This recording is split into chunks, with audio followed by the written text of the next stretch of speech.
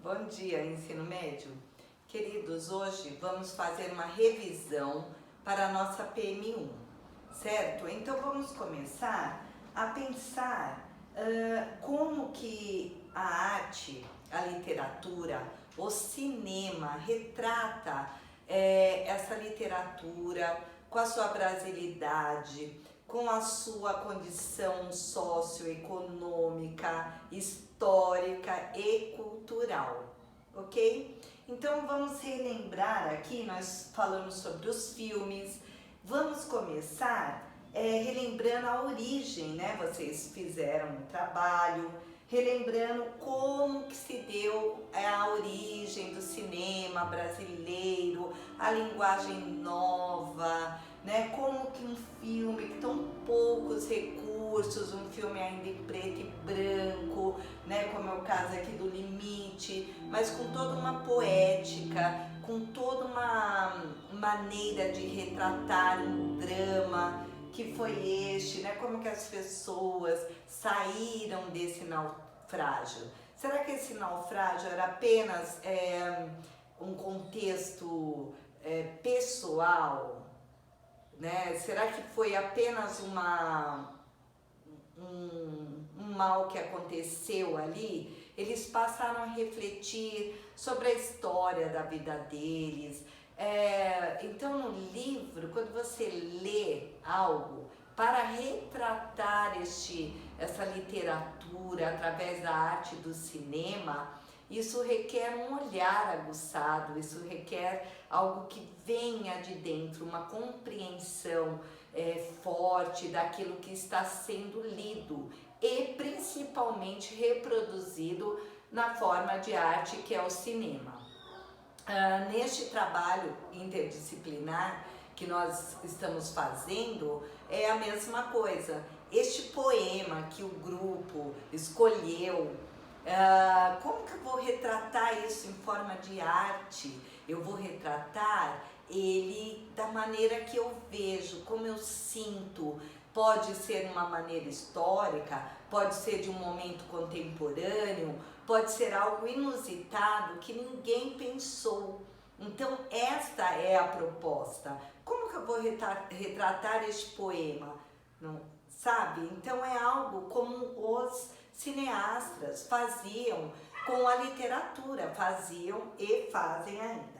E aí veio o início, né, do cinema brasileiro, aquela vontade, aquele desejo real de transformar o cinema brasileiro numa das grandes potências, e tinha tudo para isso.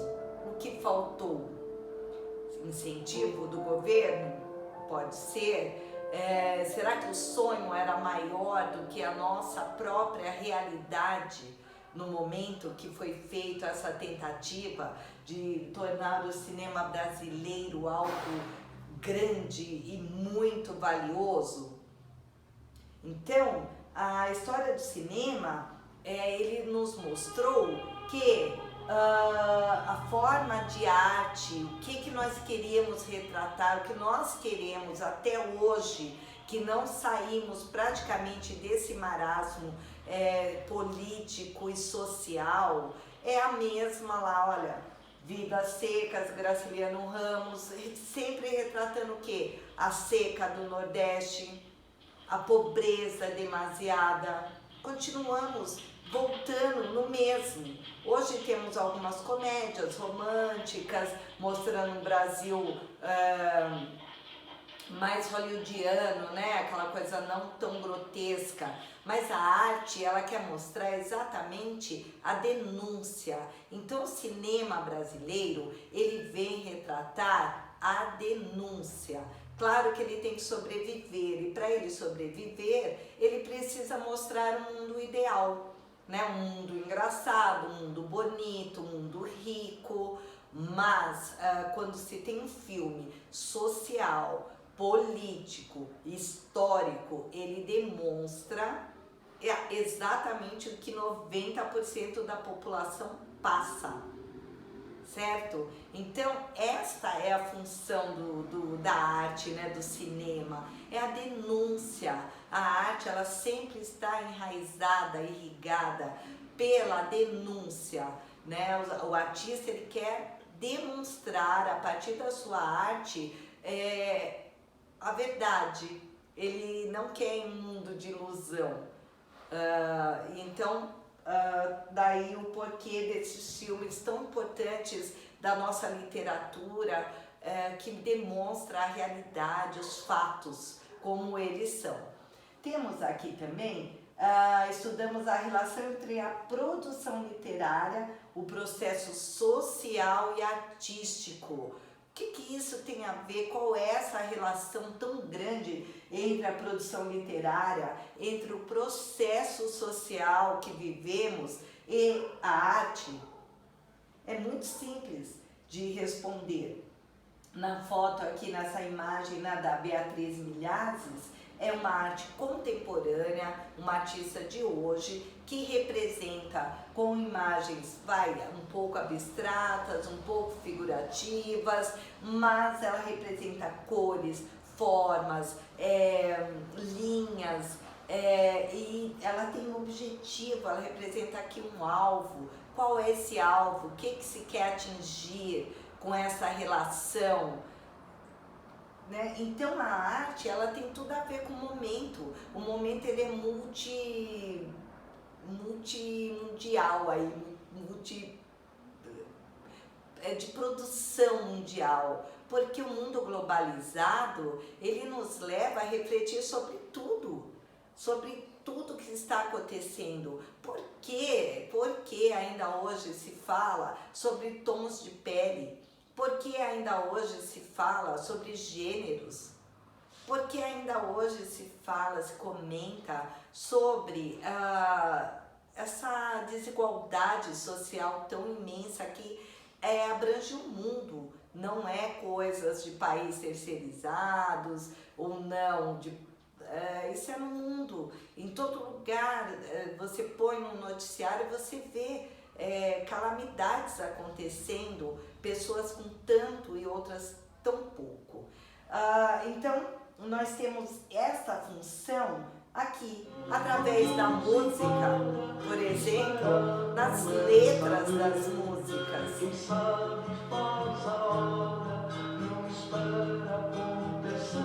Então foi um momento muito marcante, né, brasileiro.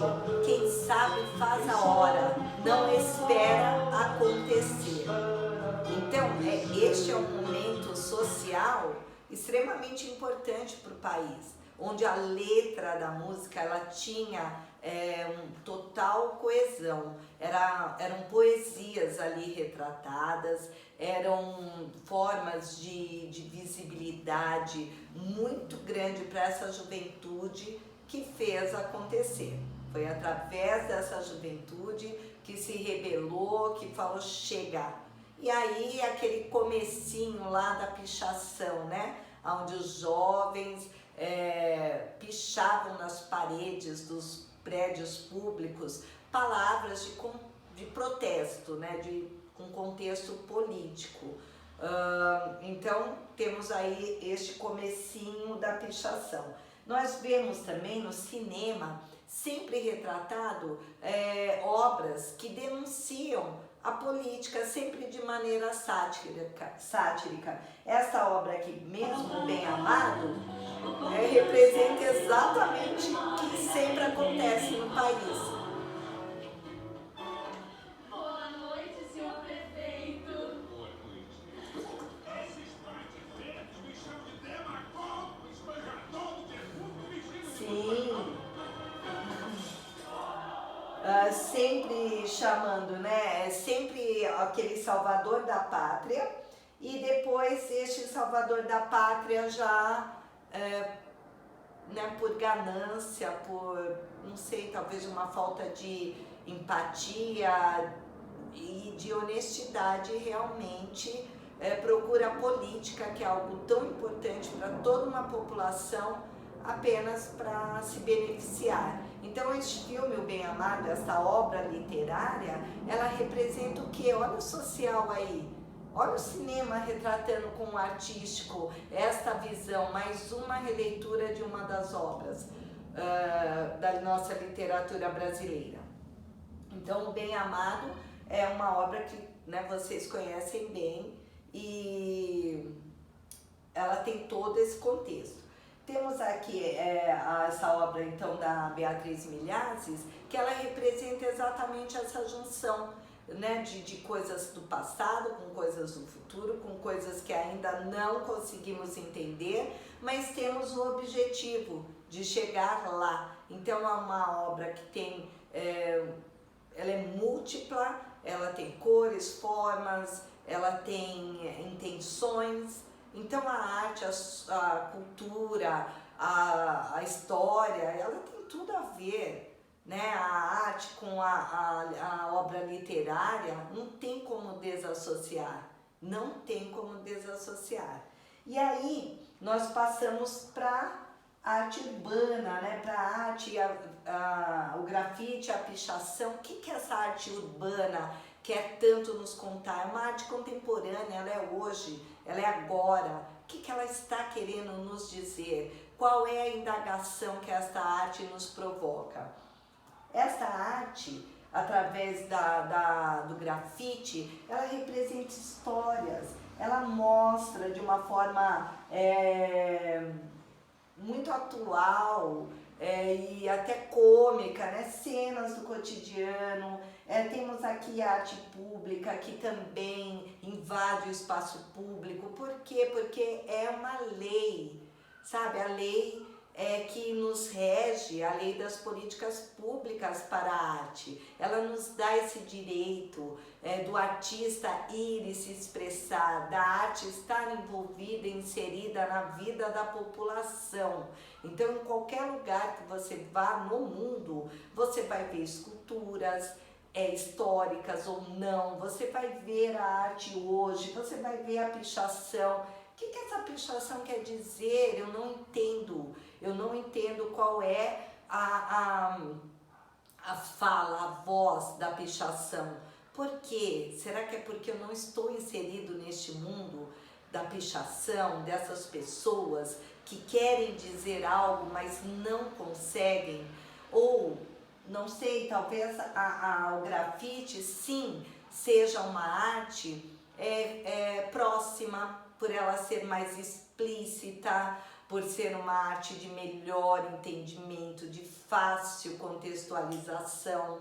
Então, o grafite e a pichação, eles têm essa dualidade, né? Mas se nós formos ver a arte urbana, entender esta arte, talvez a gente consiga olhar a pichação de outra forma, de outro ângulo. Temos aqui algo que me chamou muita atenção sobre a literatura marginalizada, né? Quando o Hélio Oiticica lançou esse slogan aqui, né? Seja marginal, seja herói. No tempo da ditadura, lá em 1970, as pessoas elas eram caladas. Então, quem se dispunha a ter uma voz, ele era um marginal, ele era marginalizado. Daí vem essa história da literatura marginalizada, dessas pessoas que não têm direito à voz, dessas pessoas que essa voz não é ouvida, que é a maioria da população. Temos uns exemplos aqui, por exemplo, desse do Ferrez. Esse negócio de falar que era a nova raça da periferia. Mas o conhecimento não está chegando na mesma proporção. Eu sempre falo para os caras, meu sonho é você ver um cara de periferia, de boné, calça larga e falar, aquele cara ali, ó, tá vendo aquele cara? Aquele cara vem de livro. Pode ter certeza que ele conhece algum cara de sarau e ele vem de livro. Então a ideia é subverter isso, sabe? É o tráfico de informação, assim. Quero que um dia um moleque seja preso, um esporte legal, inteligência. Quando ele fala em subverter isso, quer dizer, uma pessoa de boné, de calça larga, que vive na periferia, mas que é um escritor que escreveu 8 livros para 11 idiomas. Essa literatura marginalizada hoje, contemporânea, ela tem tanto a dizer, talvez mais do que era no começo, porque ela ela inflige, ela subverte, ela não quer se submeter a esse momento, a essas pessoas que mandam, que calam as vozes.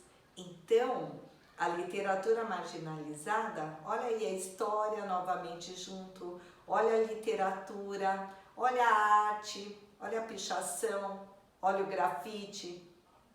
Então, como não ter a ver, como desassociar esses elementos artísticos, sociais e literários? Não tem como.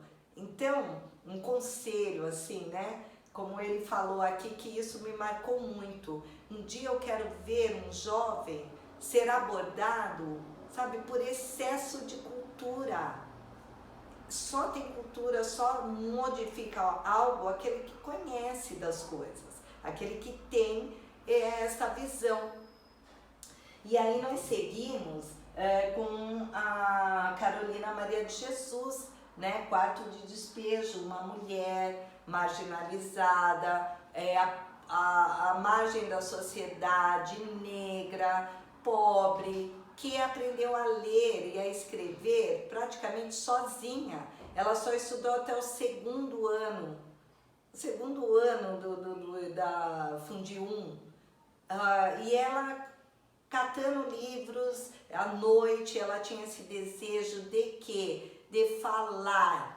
Então, a literatura marginalizada, ela tem o desejo de falar, de ser ouvido. E ela escreveu um desses trechos aqui também, que é extremamente, né? A prefeitura é a sala de jantar, e a cidade é o jardim, e a favela é o quintal onde jogam os lixos.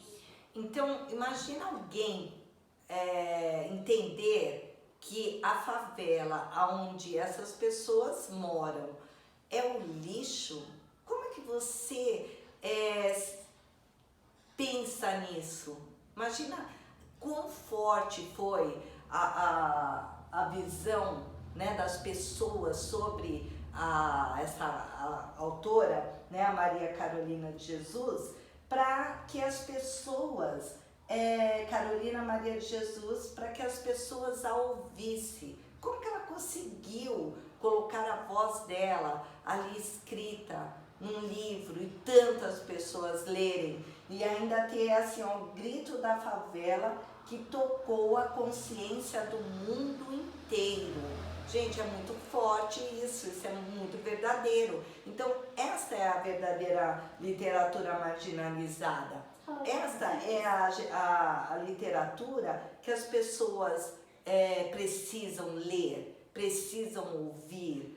A importância da literatura, ela é tão forte porque ela denuncia isso tudo que acontece. Temos aqui a denúncia com ritmo também, que fala sobre o quê? O hip hop, não é? Que é aquela música de contexto social, político e urbano, né? Fala-se sobre os problemas urbanos da sociedade. Temos aqui o crioulo, né? Nada mais é que uma crônica de tudo que sempre esteve ao nosso redor, porque a poesia, verdadeiramente, é você enxergar um pau na frente do seu nariz. E o que tem antes dele, que é se enxergar e saber qual é o teu papel nisso tudo. Temos isso mesmo, que nos enxergar. Qual é o nosso papel diante disso tudo? Vamos ficar omissos? Vamos fingir que nada acontece? Viver num mundo de ficção? Então o convite é esse, né? Nesta prova, as questões serão reflexivas. Eu espero que vocês tenham assistido essas aulas, que tenham entendido. No dia 9 será o nosso plantão de dúvidas. Se alguém quiser conversar, tirar dúvidas, estarei lá esperando vocês. E a nossa prova, a partir do plantão de dúvidas, é a prova de artes, de história da arte, tá? Então, espero vocês até dia 9. Um grande beijo e até mais. Beijo da Pro.